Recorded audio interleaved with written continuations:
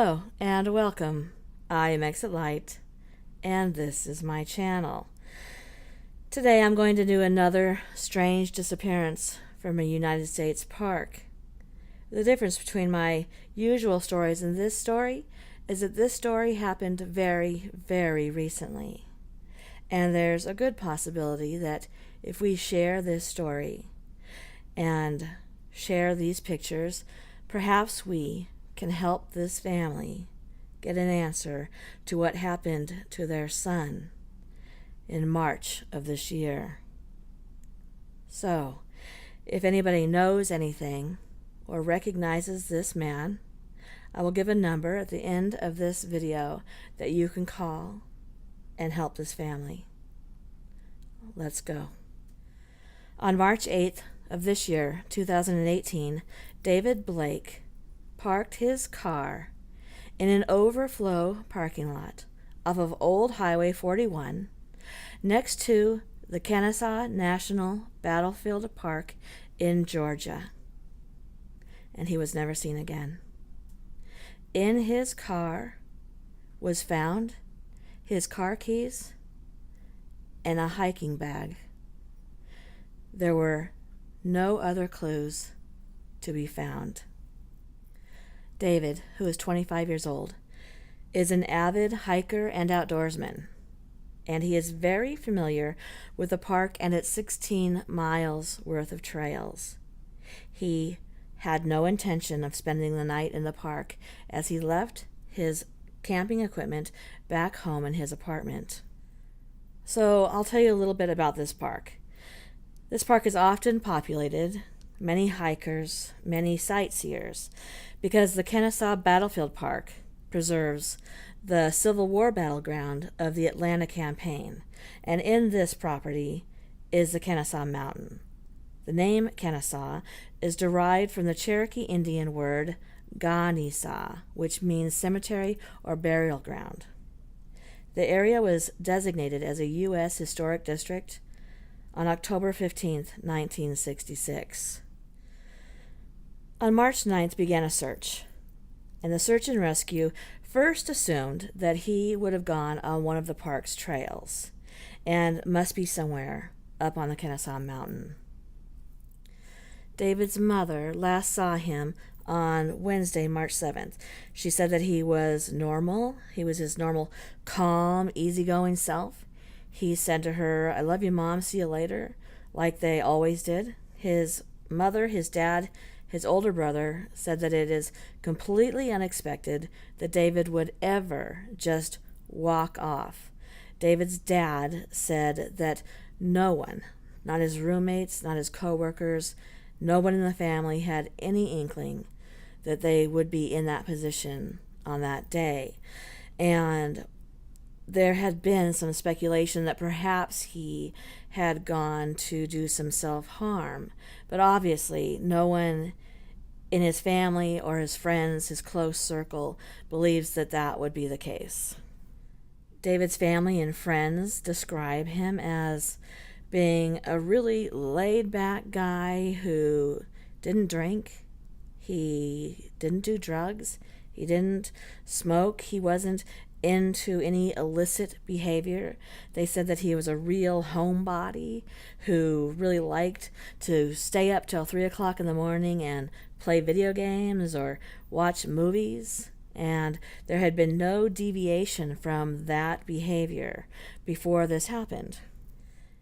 On March 8th, David had not called into work, and he did not show up. There was phone use up until March 8th on his phone, and that was text messages. And after that, there was no more use of his phone, and there was no activity on his bank account or any credit cards. Dozens of searchers were called in. They even had 60 members of the Cobb County Community Emergency Response Team looking for David in the wooded area not far from where his car was found and in the area where his phone last pinged. On March 9th, the Georgia State Patrol helicopter was used to fly over the area, and a bloodhound was brought in from the Cobb County Sheriff's Office, and it searched the hiking trails On March 10th, a cadaver dog was brought in to see if it could sniff out any decaying body scent, and there was nothing. At the end of the search, which was Thursday, March 15th, they sat the family down and they said that they didn't have any evidence other than his abandoned car, his keys being found in the cup holder, and a small hiking bag, which had also been left in the car. They said that any tips they had gotten, including tips off of Facebook, they had all been looked into, and there was nothing found. They couldn't come up with any sign of where he had been. On March 16th, the on-duty park personnel continued in their search for David. However, they were expected to go back to their regular jobs the next day. Chief Ranger Weingar was quoted as saying this: "We have a very good idea of where people go in this park and where people seldom go, and we are concentrating on the places where people seldom go. This place is so busy. My theory is that if he were here and he were hanging out somewhere near the busy places, he would have already been found. So we're going to go into those places where we know that people don't go very much, and there aren't many of those." And of course, earlier in their search, they had searched those places where the people go, where the people hike, where they go to see the sights. So they continued on to do those places that are hardly ever gone to, where it's more difficult to get into, and again, they came up empty. David's family is not giving up.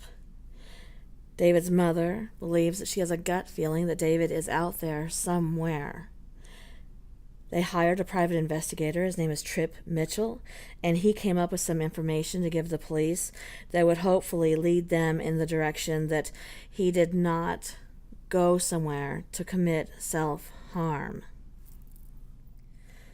Trip Mitchell said that after taking a full inventory of all of David's belongings, they noticed something was missing.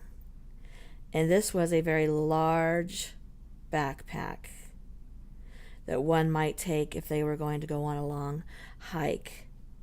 So his conclusion is that either David took that with him, or somebody else has that and could know where David is.